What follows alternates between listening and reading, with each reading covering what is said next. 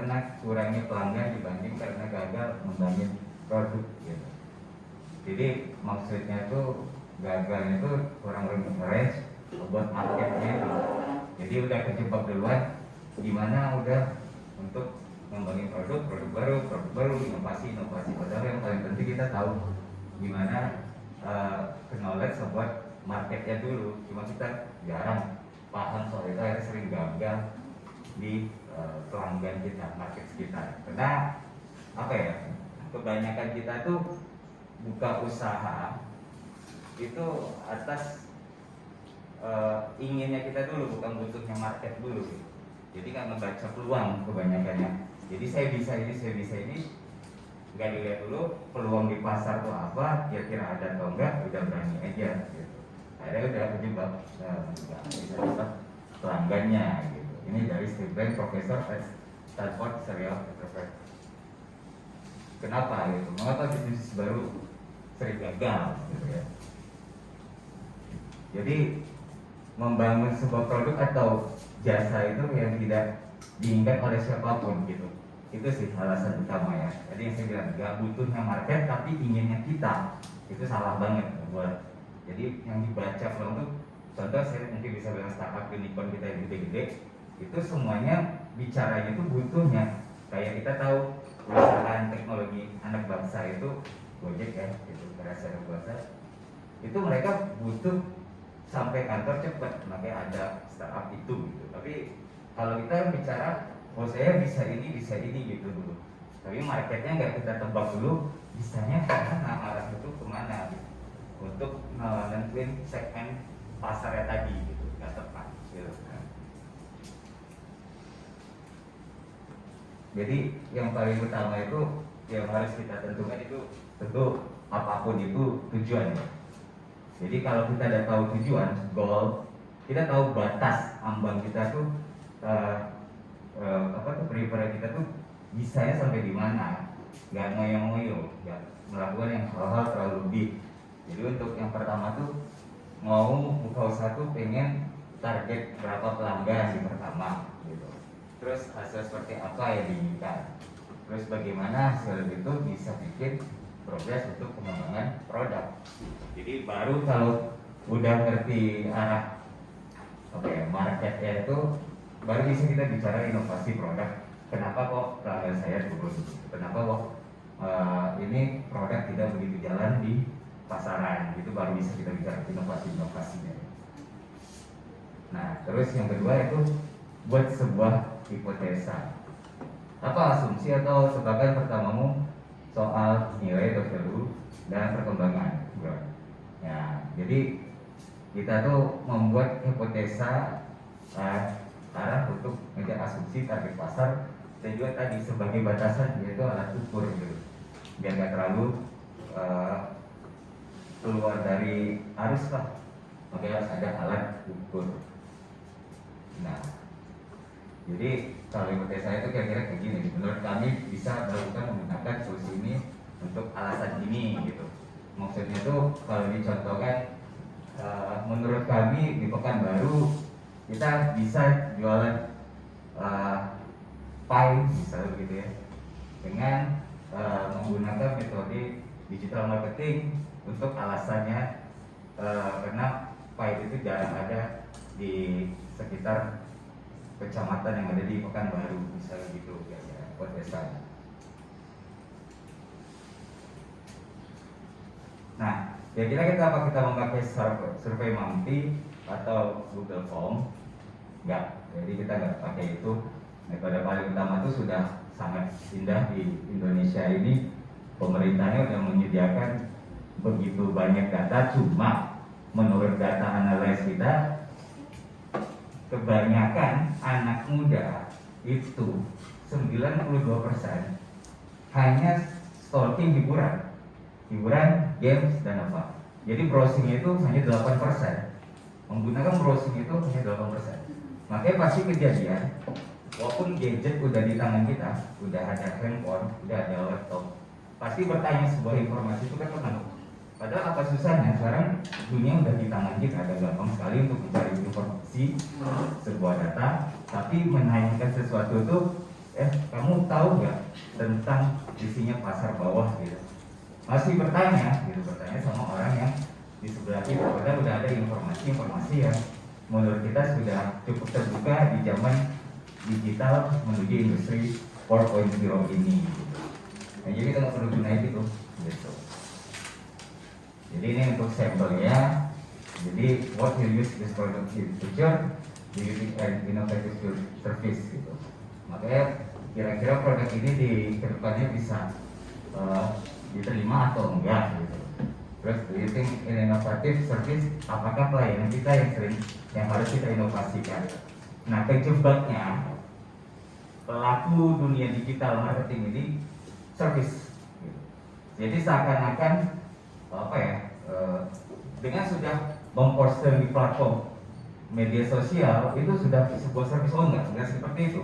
Tetap pelayanan offline itu diutamakan. Makanya ada sekarang Shopee COD, ada sekarang Grab yang langsung bisa jadi COD. Jadi maksudnya itu untuk memberikan pelayanan yang lebih langsung tersentuh ke customer itu.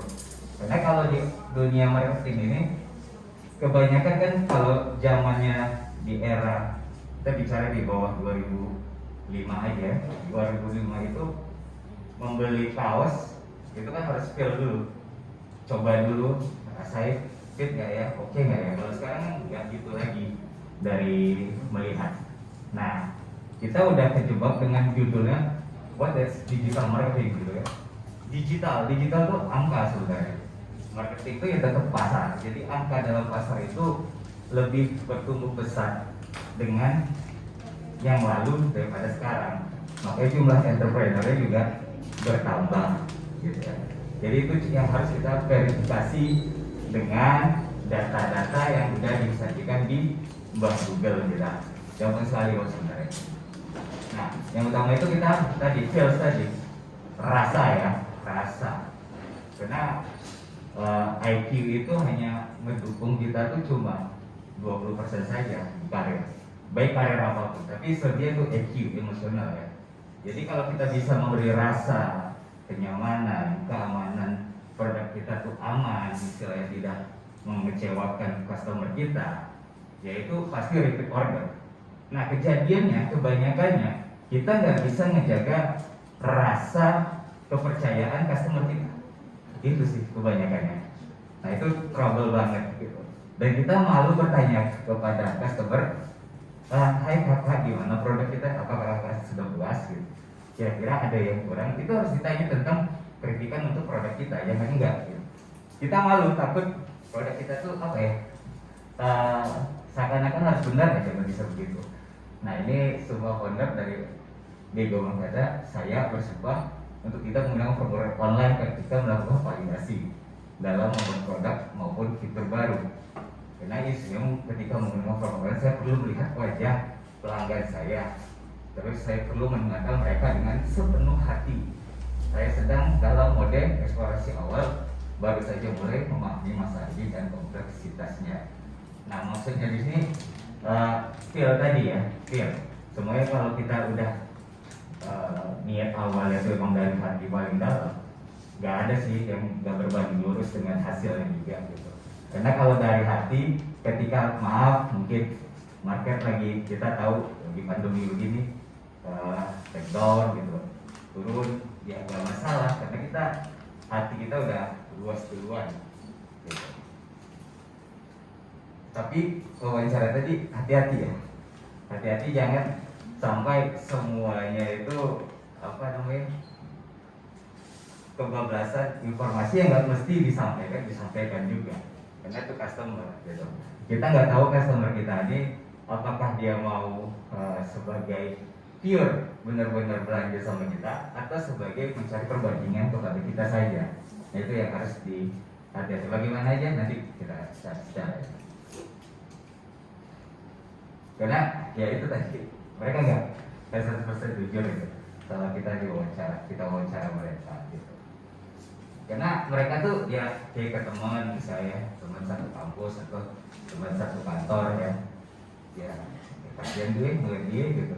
bisa Y kan gitu, pertanyaan, oh iya bagus, produknya keren gitu, atau apa namanya, tadi boleh, karena mereka tidak mau kamu tuh sakit hati atau kecewa, terus juga karena mereka cuma bilang apa, pengen kamu ingin dengar aja, ya udah, jadi istilahnya sebagai curcol ya, kamu aja untuk pas jualan gitu, mau wawancarai gitu.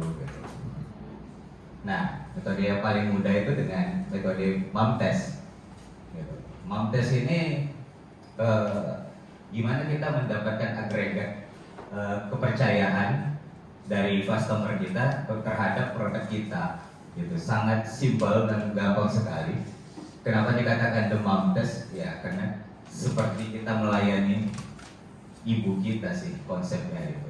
Jadi serve-nya itu, pelayanan itu benar-benar nggak apa ya, nggak cuma karena oh si A ordernya cuma 2, si B 3, terus kita bedain cara pelayanan kita, itu nggak boleh.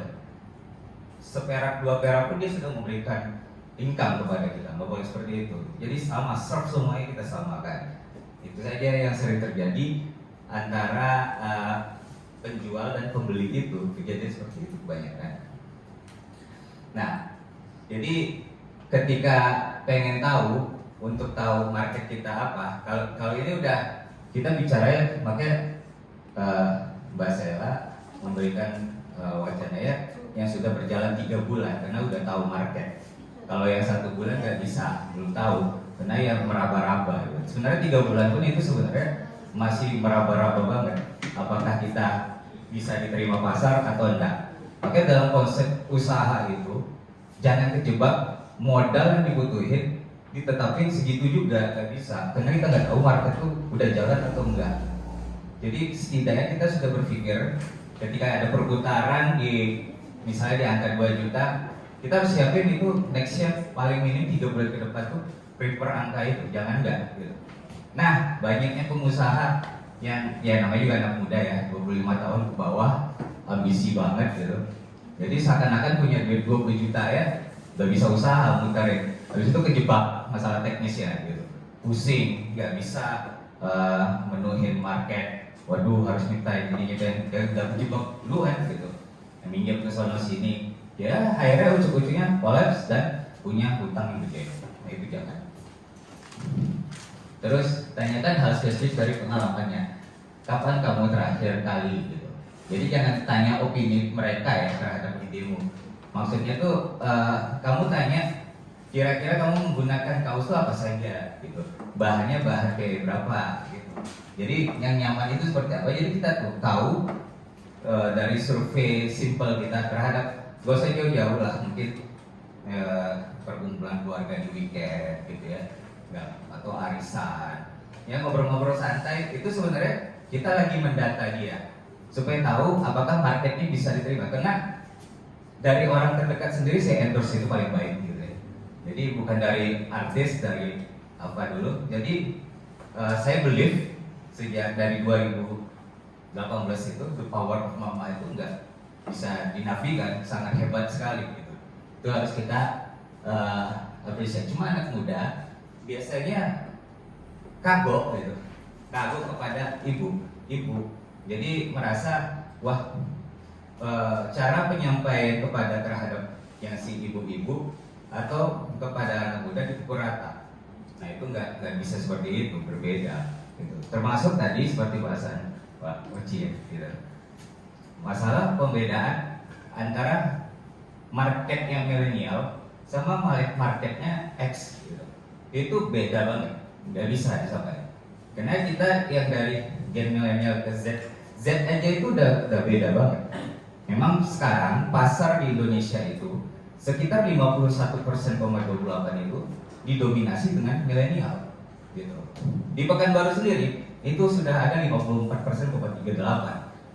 Jadi angka yang besar dari total kita katakan 1.600.000 penduduk, berarti sudah sekitar berapa ya? 800.000-an itu sudah sebagai customer milenial. Dan milenial ini tipe kan ya, cepat tanggap, gampang lupa. Jadi bikin konten tuh kalau mau untuk market milenial tuh emosional ya gitu. Jadi buzzer negatif tuh boleh, buzzer negatif dibolehin. Tapi minimal kalau saran saya dilihat market di Pekanbaru seperti ini, minimal startup ini harus punya 5 akun gitu. Kenapa harus 5 akun? Satu sebagai buzzer pendomplang untuk action komen, satu sebagai penopang sharing, satu sebagai penopang yang utama, dan satu sebagai penopang negatif ya, komen negatif. Yang satu penopang yang menusuk arah komen negatif tadi, seakan dia tidak setuju dengan pada itu. Apa sih kakak ngomong kayak gitu, produk itu bagus gitu. Jadi harus seperti itu konsepnya. Nah kalau seperti itu, orang yang melihat dunia digital tadi di platform itu seakan-akan sudah terjadi interaksi yang luar biasa gitu. Nah, kenapa pelaku digital seperti kita, saya sendiri aja, saya minimal punya akun email itu saya 100 gitu. Karena ya untuk interaksi gitu. Karena kalau kita nggak ngebangun pasar sendiri, otomatis sangat susah kita mengajak orang untuk komen yang apa ya, arah positif. Soalnya kalau teman yang kita secara luring itu sangat terbatas sebenarnya. Makanya yang secara daring, online mungkin itu nggak terbatas. Cuma mengajak mereka untuk berinteraksi nggak gampang gitu. Karena manusia paling gampang mengingat hal yang negatif. Terus dengarkan dari hati kata per kata. Nah, yang susahnya kalau daring gitu, perhatikan bahasa tubuh. Itu susah sih, tapi dari mimik wajah ketahuan sih. Jadi semakin sedikit kamu berbicara itu lebih baik dulu, karena kamu sifatnya lagi interogasi ya, lagi mencari tahu itu. Tapi inti ya, jangan paksakan, oh tidak bisa begitu dulu, begini. Kamu hanya terima saja dulu apa yang dimaukan salah customer kita tadi. Itu dulu dengarkan, baik. Terus coba desain eksperimen kamu. Pelanggan sadar nggak sih sebuah permasalahan, gitu. Jadi sangat bersyukur teman-teman yang mulai menerjunkan diri sebagai entrepreneurship, gitu ya. Nah, cuma ada perbedaan di dalam konsep entrepreneurship ini. Maksudnya tuh begini. Ada yang konsepnya pedagang, ada yang konsepnya bisnis.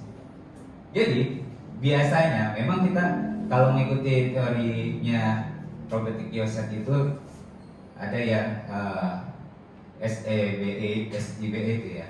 Gitu. Nah, kita itu sering menempatkan diri karena nggak percayaan sama bawahan kita. Gitu. Itu trouble banget sih. Gitu. Jadi mau sampai gede pun, lu pade bakal capek. Gitu. Akan diribetin sama urusan teknikal saja, gitu. Tidak believe dan nggak pernah. Biasanya kebanyakan pedagang di Pekanbaru ini dia nggak mau memberikan resepnya kepada kaderisasi dia, gitu. Ya akhirnya anak-anaknya juga nggak ngerti, gitu, sepupunya juga nggak ngerti. Ya pas dia udah nggak ada, pelan-pelan balas hilang, gitu. Padahal bisnis sudah 20 tahun, gitu, udah panjang perjalanannya. Cuma ya karena tadi kaderisasi sangat kurang, ya itu jangan sampai terjadi kita yang masih baru merintis itu. Terus kalau ada solusi mereka akan mau beli atau enggak. Maksudnya ini dalam produk atau jasa, gitu. Tergantung kamu nge-branding tadi juga bagaimana produknya. Terus arah branding tadi ini penting atau enggak, gitu. Tapi kalau hanya maunya ya susah juga. Jadi kita kalau udah bicara butuhnya, wah itu semua orang ya pasti butuh, gak ada yang enggak kan gitu. Nah, apakah mereka tertarik beli solusi yang kita temukan? Ya kalau tadi kita bungkus dengan baik, kita bicara pentingnya, kita arahkan dia, ya bisa dia akan tertarik beli. Mungkin satu dulu gitu. Nah nanti kita melihatnya kalau dia sudah ke arah ini ya, merasakan produk kita tadi. Nah misalkan kita bangun solusi itu ya bisa.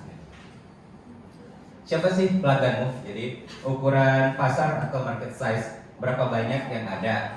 Nah Tadi saya coba buka data kan, gitu. Cuma saya nggak tampilin sih. Nanti pas coaching di mentoring saja, saya tunjukin datanya. Kalau memang produknya itu diarahkan segmen pasar 17 sampai 21 tahun, ya digaskan gitu ya. Ini balik. Jadi jangan ya, dipukul rata ya teman-teman. Gak bisa produk kita tuh dipaksa juga yang untuk usia 30 misalnya gitu. Misalnya nih inovasi putu gitu ya, kue putu. Putu tuh biasanya diisi dengan gula merah. Kita inovasi coklat, ya, keju toppingnya gitu gitu. Dan kita suruh mama yang umur 50 tahun dia tahu putu itu isinya gula merah, nggak bisa gitu. Tapi kalau anak muda, ini seru juga nih, asik gitu. Nah, jadi segmen pasar itu harus tahu dulu kemana arah targetnya. Ke milenial kita katakan berarti sudah ada di Pekanbaru 800.000 manusia tadi gitu. Nah, 800.000 manusia, lu mau butuh berapa nih? Gitu, target bulanannya. Oh, gue butuhnya 0,5% gitu. Karena kalau 1% itu kan sekitar 8.000 gitu. Nah, 0,5% masa gak bisa 4.000? Orang dari total yang sudah besar tadi. Kenapa nggak yakin? Karena teman-teman malas buka data, itu aja. Data udah disediakan di bps.go.id, itu semua terbuka. Nah, kita bilang, oh itu kan main-mainan daripada vendor-vendor di pemerintah. Ya emang lo mau survei keliling Pekanbaru semuanya kan kagak juga gitu. Jadi ya kita cukup harus berapresiasi upaya pemerintah memberikan data kepada kita, karena data yang kita dapat itu bukan data yang harus langsung kita percayai, maksudnya sebagai perbandingan saja itu loh. Terus membayar sesuai nilai, apakah mereka akan mau bayar data lagi gitu. Makanya sih di sini market validation ini nggak bisa lari dari data gitu. Kira-kira sekarang UMR di Pekanbaru itu udah berapa gitu. Nah, 3,2 kita tahu. 3,2. Nah, kira-kira mereka konsumsi pribadi untuk di kebutuhan di luar kebutuhan itu berapa? Di sandang pangan dia berapa? Kalau kira-kira rata-rata anak Pekanbaru butuh jajan sekitar 700.000, masuk nggak ada produk yang kita turunin ke pasar tadi gitu. Nah, kira-kira satu produk kita, oke, kita katakanlah 200.000 per pieces ya gitu ya. Nah, terus marketnya tadi di kelas yang seperti apa gitu, mau di low, middle, apa high end gitu. Nah, kalau kita mau ke pasarnya ke arah low, iklan lu jangan bagus-bagus banget, receh aja gitu. Karena harus berbanding lurus ke arah target pasar. Contoh kayak Bekas gitu ya. Jadi begitu kira-kira. Nah, terus tidak ada fakta nyata di dalam sebuah bangunan. Jadi semuanya hanya opini. Maksudnya tuh ruangan ini terasa luas pun juga karena opini kita gitu. Jadi pasar tuh kalau opini kamu itu kecil, marketnya kecil, ya kecil juga ntar targetnya. Tapi kalau targetnya, makanya kata Soekarno, bermimpilah setinggi langit itu biar jatuh di antara bintang-bintang, itu sih tujuannya gitu. Nah, semua dimulai dengan sebuah permasalahan. Nah, jadi jangan pernah takut sama masalah, karena masalah itu emang harus kita sebagai dopamin kita gitu, sebagai bahan menghibur kita. Kalau mau jadi pengusaha, makanya gak enak. Yang percaya jangan beli pengusaha tuh, sukses ini, enggak gitu. Emang ribet gitu. Nah, cuma masalah kalau udah terbiasa masalah, lo kan gampang ngatasin masalah itu. Nah, 5 pertanyaan Mas. Apa hal tersulit mengenai konteks masalah? Bisa kamu ceritain kapan terakhir kali hal itu terjadi? Kenapa hal itu susah buat kamu? Adakah sesuatu yang kamu lakukan untuk menyelesaikan masalah itu? Apa yang kamu tidak suka dari solusi yang sudah pernah kamu coba? Nah, ini kira-kira pertanyaan, bisa pertanyaan apa enggak ya gitu. Nah, coba kita lihat. Jadi contohnya tuh ke startup travel food. Jadi jangan apa hal yang tersulit kalau mencari paket tur kuliner, terlalu spesifik gitu ya. Jadi umum aja. Cuma jangan juga terlalu luas. Apa hal tersulit ketika menjadi turis ya, itu konyol juga gitu. Terlalu jauh pertanyaannya. Nah, lakukan apa hal tersulit saat menjadi turis backpacker atau dana terbatas. Nah, kalau udah menjadi pertanyaan, udah terkhususkan, berarti kita sudah tahu marketnya ke arah backpacker atau mau ke arah cash yang kooperan gitu kan. Jadi jika suatu masalah tidak bisa selesai dengan sendirinya, berarti masalah itu belum cukup besar. Jadi kalau masalah itu besar, automatically kok kelar. Jadi nggak usah takut ada masalah, ada trouble. Yang frustasi lah, milenial sekarang banyak frustasi yang harus diri. Tujuanmu sekarang adalah untuk memahami apakah ada permasalahan yang memang layak dipecahkan. Itu tujuan kita ya. Berarti kita harus menyelesaikan masalah yang menurut kita penting dulu. Gali cerita, coba cerita gimana saat awalnya, gue tanya ke Mbak juga kan. Ini sebenarnya spesifik pertanyaan lebih ke pekerjaan biasa, bukan produk ya. Tapi kalau produk itu lebih gampangnya itu feel saja, langsung merasakan. Biasanya makanya kalau kayak produk kuliner itu ada tester ya, ada coba ya. Terus kasih pertanyaan, coba bantu jelaskan, terus bahas hal spesifik apa hal terburuk. Terus jangan menggiring ya. Apa kamu lebih suka kalau seperti ini? Jangan menggiring ke arah brand yang lain. Ya, kasih perbandingan dulu. Terus tanya kenapa? Alasan pertama mungkin bukan alasan sesungguhnya gitu. Kira-kira ya. Terus pertanyaan pendek maksimal 10 kata. Terus tanya tentang masa lalu. Maksudnya masa lalu ini jangan panjang-panjang banget, yang baru-baru akhir aja gitu. Terus berikan waktu untuk menjawab. Jangan, makanya kalau mau survei waktu itu paling minim 15 menit sih ngobrol dulu gitu. Nah, terus rekam segalanya. Ya sekarang alhamdulillah kita sudah di masa digital, nggak seperti dulu mesti catat-catat dengan voice recorder atau video gitu. Dan cukup menjadi bahan kita. Terus jangan menyela dan jangan terlalu semangat ya. Jadi aku kan repeated vocation, maksudnya itu kita harus melakukan pengulangan. Kenapa? Karena itu merupakan hypnoterapi.